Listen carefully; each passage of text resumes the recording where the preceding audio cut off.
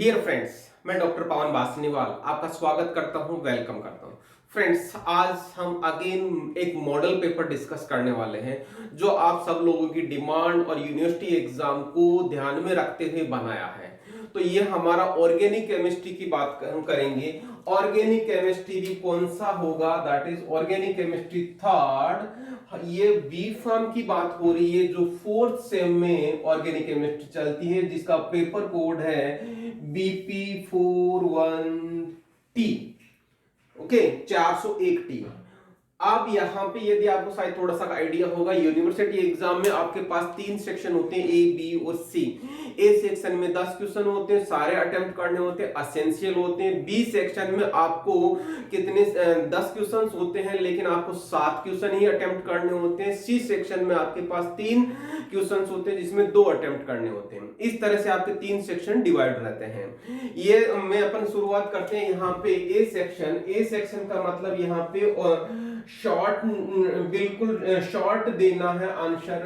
किस तरह से? लगभग 20 वर्ड्स में इसका आंसर देना होता है। ओके, इसका मतलब ध्यान दीजिए, जो अपन क्वेश्चंस का आंसर डिस्कस करने वाले मींस क्वेश्चन क्या है और उसका आंसर कैसे लिखेंगे, या कौन कौन से पॉइंट्स को हम डिस्कस भी करेंगे कि वो पॉइंट्स आपको यदि एग्जाम में लिखेंगे तो आपके अच्छे नंबर मिलेंगे।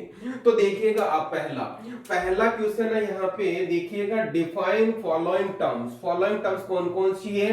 पहली आपकी एनेंशियोमेरिज्म। मींस एनेंशियोमेरिज्म क्या होती है? सिंपल सा डेफिनेशन, एनेंशियोमर एंड एनेंशियोमेरिज्म दोनों चीज आपको डिफाइन करनी है बिल्कुल शॉर्ट में।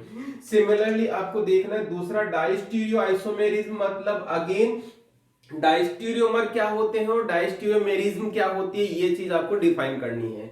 सिमिलरली नेक्स्ट है racemic mixture. Means racemic mixture क्या है, शायद पता होगा, डी एंड एल दोनों, मींस आर और एस दोनों। मींस यहाँ पे लिवो एंड डेक्स्ट्रो रोटेटरी दोनों का 50-50% मिक्सचर होगा, हम रेसिमिक मिक्सचर या रेसिमिक मॉडिफिकेशन बोलते हैं। तो ये चीज आपकी ये हो गई। नेक्स्ट आता है ज्योमेट्रिकल आइसोमेरिज्म। ये देखिएगा, again it is the define, simply बहुत छोटी डेफिनेशन लिखनी है। नेक्स्ट आता है कन्फर्मेशनल आइसोमेरिज्म। ध्यान दीजिएगा, कन्फर्मेशनल आइसोमेरिज्म अगेन आपको डेफिनेशन ही लिखनी है, don't go for the descriptive. Okay, फिर आता है नेक्स्ट एट्रोपे आइसोमेरिज्म। ये इसका डेफिनेशन लिखना है। Last one is the chirality. इस तरह से आपको यहाँ पे कितने क्वेश्चंस हो गए? 1 2 3 4 5 6 एंड 7। इस तरह से आपके 7 क्वेश्चंस तो आपको यहाँ हो गए, जो आपके 2-2 नंबर के रहेंगे। ये सारे 2-2 नंबर के, इसलिए आपको शॉर्ट में आंसर करना है। क्लियर? क्वेश्चन नंबर 8 का हो जाएगा ये वाला, that is second, what is birth reduction. Birth reduction क्या होता है? सिंपल सी आपको डेफिनेशन लिखनी है, ज्यादा से ज्यादा उसकी आप एक रिएक्शन लिख सकते हैं जो बर्थ रिडक्शन में होती है, तो आपको पूरे 2 नंबर मिल जाएंगे। सिमिलरली नेक्स्ट क्वेश्चन है, that is right 2 medicinal use of furan.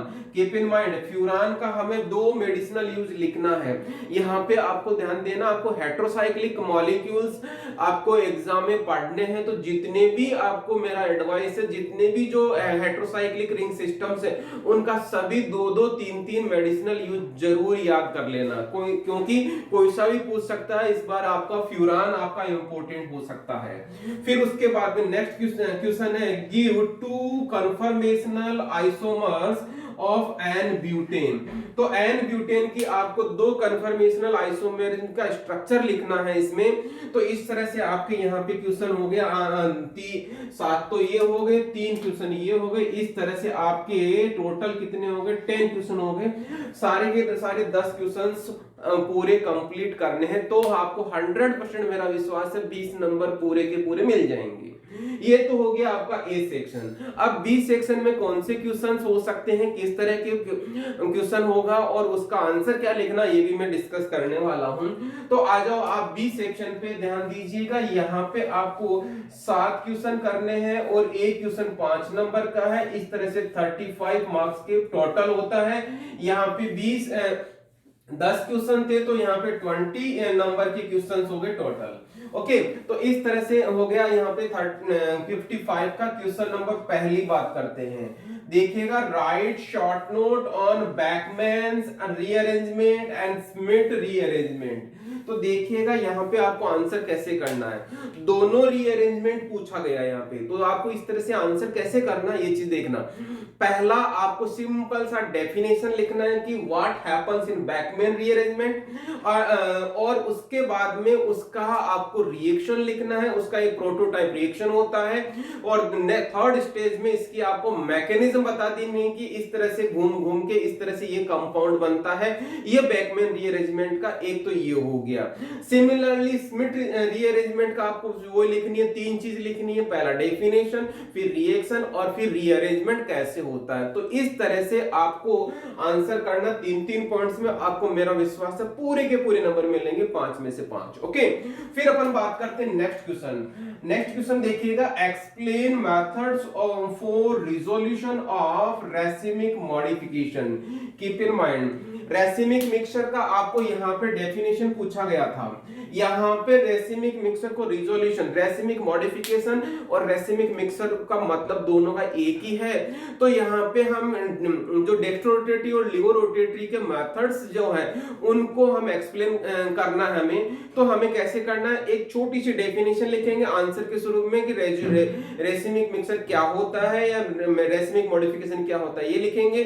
उसके बाद में उसके आपको मेथड्स की लिस्टिंग करनी है। पहले लिस्टिंग करने के बाद में उसको इंडिविजुअल एक एक को आपको एक्सप्लेन करना है। हो सके तो आप एग्जांपल लिख देना कुछ का, तो ताकि आपको अच्छे मार्क्स मिलेंगे। तो इस तरह से आपका रेसिमिक दूसरा क्वेश्चन हो गया। नेक्स्ट क्वेश्चन आता है third one, right short note on synthesis reactions and medicinal use of pyrrole। Keep in mind, देखिएगा पायरोल को हम कैसे लिखना है। यदि इसका क्वेश्चन, दूसरा क्वेश्चन क्या आता कि right short note on pyrrole, तो भी आपको यही आंसर लिखना जो मैं बताने वाला हूं। इसको यहाँ पे एग्जामिनर ने पूरा डिटेल पूछ लिया, या दूसरा क्वेश्चन इसका क्या हो सकता है, right short note on pyrrole, तो भी अपन को इन्हीं हेडिंग्स के अंदर लिखना, synthesis, reactions and medicinal use. तो देखना, सबसे पहले पायरोल का स्ट्रक्चर बनाना है, पायरोल की डेफिनेशन लिखनी है। पायरोल की डेफिनेशन आप क्या लिखेंगे, कई स्टूडेंट्स को शायद नहीं आती, तो उसमें क्या लिखना है, 5 membered containing ring system containing nitrogen known as pyrrole ring system. Okay, फिर आपको इसकी नंबरिंग करके इसका नॉमेनक्लेचर करना है। उसके बाद में उसका सिंथेसिस करना है, 3-4 मेथड्स है इसके सिंथेसिस के। फिर इसकी जो रिएक्शंस है वो आपको लिखनी है, और लास्ट में 4-5 जो यूज है उसके मेडिसिनल यूज आपको वो लिखने हैं। इस तरह से बिल्कुल शॉर्ट में, डिस्क्रिप्टिव टाइप पे मत जाना, टू द पॉइंट आंसर करना, आपको 100% पूरे नंबर मिलेंगे। ओके, फिर क्वेश्चन नंबर 4 की बात करेंगे। देखिएगा, explain metal hydride reduction. Metal hydride reduction क्या होता है इसमें, तो सबसे पहले दो शुरुआत करनी है, what are the metal hydride. पहले मेटल हाइड्राइड मतलब मेटल के साथ हाइड्रोजन जुड़ा होता है, हम उसको मेटल हाइड्राइड बोलते हैं। और इसका एग्जांपल सोडियम बोरोहाइड्राइड और लिथियम एल्यूमिनियम हाइड्राइड होता है।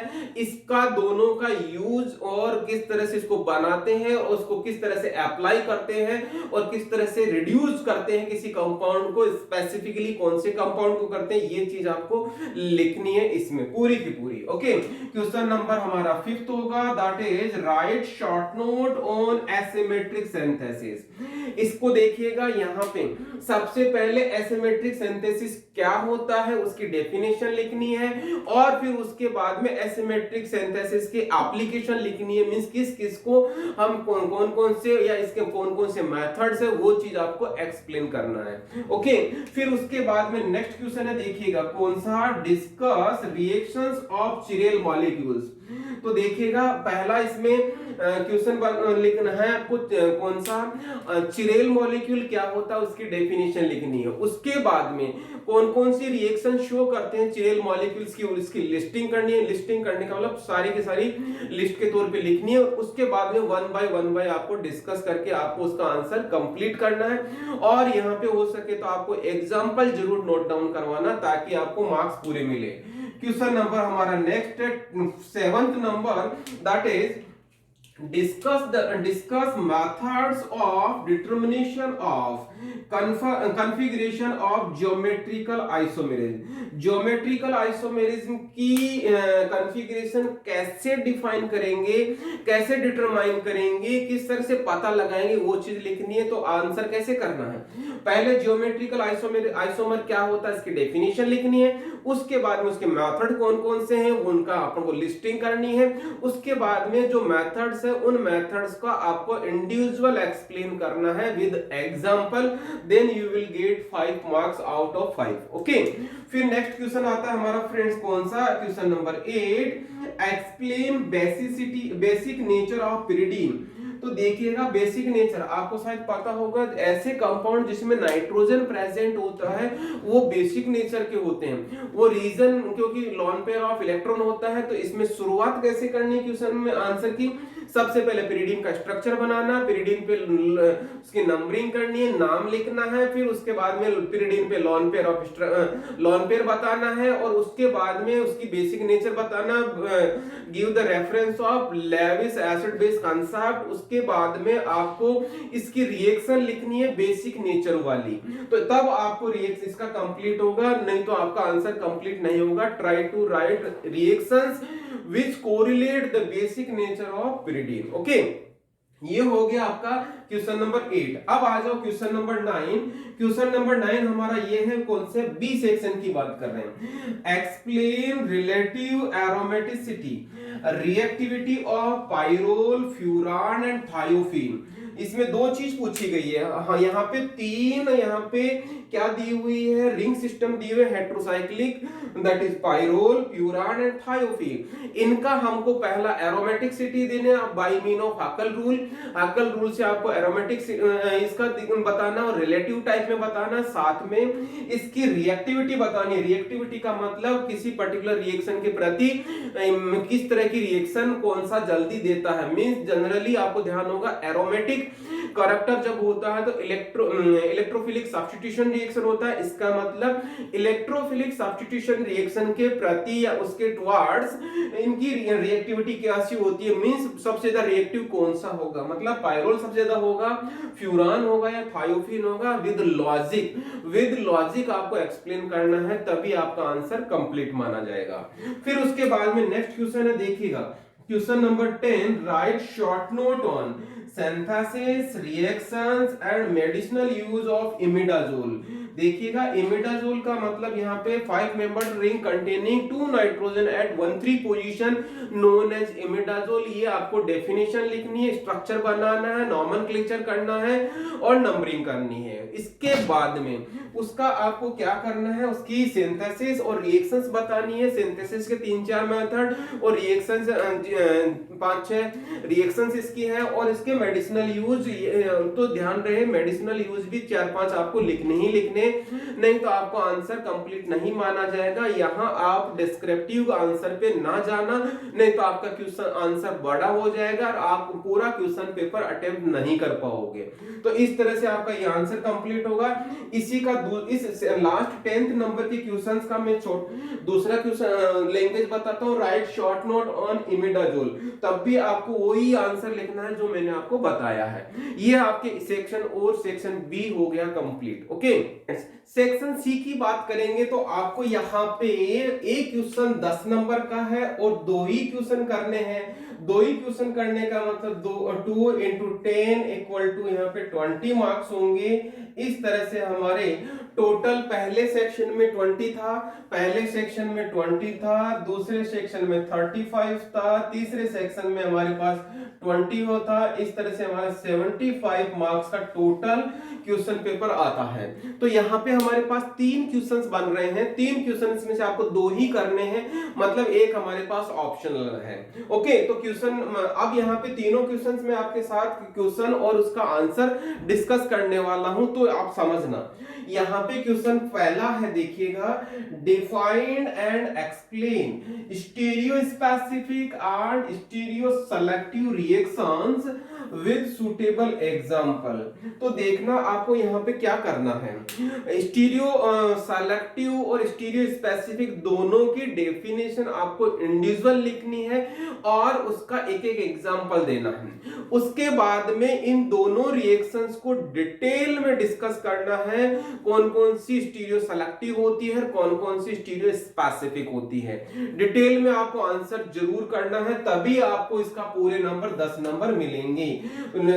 डिस्क्रिप्शन देने से पहले आपको इसकी पहले दोनों की अलग अलग रिएक्शन से लिस्टिंग करनी होगी, उसके बाद में आपका आंसर डिस्क्रिप्टिव टाइप में जाना चाहिए। जब आप इस तरह से लिखेंगे लिस्टिंग करके फिर आप डिस्क्रिप्शन पे जाएंगे तो एग्जामिनर को ये पता लग जाएगा एक ही झलक में कि आपको क्वेश्चंस का आंसर परफेक्टली आता है, और वो एग्जामिनर आपके क्वेश्चंस में इंटरेस्ट दिखाएगा, जिसकी वजह से आपको पूरे नंबर मिलेंगे। फिर आता है नेक्स्ट हमारे पास question number second, discuss in detail synthesis and medicinal use of pyrimidine, purine, azepine and their derivative. तो देखिएगा पहला हमें यहाँ पे क्या क्या करना है, इंडिविजुअल देखना। सबसे पहले हमारे पास जो आंसर होगा वो आंसर किस तरह से होगा, पहला सबसे पहले आपको स्ट्रक्चर लिखना है, स्ट्रक्चर लिख के उसका नंबरिंग करना है, नंबरिंग करके इसका आपको क्या करना है, नंबरिंग के बाद में उसका नोमेनक्लेचर लिखना है, नोमेनक्लेचर के बाद में आपको उसका क्या करना है, सिंथेसिस लिखना है, सिंथेसिस के बाद में आपको उसका मेडिसिनल यूज लिखना है। इस तरह से आप सारे पॉइंट्स कवर करेंगे तभी आपको पूरे मार्क्स मिलेंगे। ये सभी ड्रग के लिए होगा, pyrimidine के लिए होगा, प्यूरिन के लिए होगा, एजिपिन के लिए होगा और उसके डेरिवेटिव के लिए। तो pyrimidine का डेरिवेटिव pyrimidine के साथ लिखेंगे और यहाँ पे प्यूरिन का डेरिवेटिव प्यूरिन के साथ लिखेंगे, एजिपिन का डेरिवेटिव उसके साथ लिखेंगे, मतलब लास्ट में एक इसका डेरिवेटिव आ जाएगा। ओके, तो इस तरह से यहाँ पे आप इसको आंसर क्लियर करेंगे तो स्ट्रक्चर लिख देंगे, नंबरिंग करेंगे, नोमेनक्लेचर करेंगे, सिंथेसिस करेंगे, medicinal use and their derivative. इस तरह से आप इसको डिस्कस करेंगे तभी आपको आंसर परफेक्ट जाएगा और नंबर पूरे मिलने की गुंजाइश रहेगी। That will be the 10 out of 10 मिलेगा ही मिलेगा। तो इस तरह से परफेक्ट आपको लिखना है। फिर क्वेश्चन हमारा थर्ड रहता है, नेक्स्ट कौन सा, question number third, that is explain DL and RS system of nomenclature of optical isomers with example. तो सबसे पहले यहाँ पे किस तरह से आपको आंसर करना है ये चीज बता रहा हूं, देखिएगा। सबसे पहले आपको डेफिनेशन लिखनी है, किसकी लिखनी है, डेफिनेशन किसकी लिखनी है, वो ऑप्टिकल आइसोमर की डेफिनेशन लिखनी है। फिर उसके बाद में इनके नोमेनक्लेचर क्या होता है, नोमेनक्लेचर पॉइंट डालेंगे, नोमेनक्लेचर का पॉइंट डाल के आपको अलग अलग मेथड्स कौन कौन से, वो मेथड्स की लिस्टिंग करनी है। ओके, मींस नोमेनक्लेचर मेथड्स की लिस्टिंग करनी है और यहाँ पे कौन से सिस्टम में कौन से रूल लगते हैं, जैसे शायद आपको पता होगा सीक्वेंस रूल किसमें लागू होता है, आरएस सिस्टम में लागू होता है, तो वो चीज आपकी लिस्टिंग करनी है। उसके बाद में इन मेथड्स को इंडिविजुअल आपको डिस्कस करना है कि डीएल मेथड क्या होता है, उसका क्या कंसेप्ट होता है, उसमें कौन से रूल लागू होते हैं। सिमिलरली उसके बाद में आरएस सिस्टम क्या होता है, डी और एल किसके लिए लिखा हुआ है या फुल फॉर्म क्या होती है, और आर और एस का फुल फॉर्म क्या होता है ये लिखना है, और इसमें कौन से रूल लगते हैं वो आपको एक्सप्लेन करना है। साथ में आपको यहाँ पे एग्जाम्पल भी दोनों के लिखने ही लिखने हैं, तभी ही आपका आंसर परफेक्टली एक्सप्लेन्ड फॉर्म में होगा, तभी आपको 10 में से 10 नंबर मिलेंगे या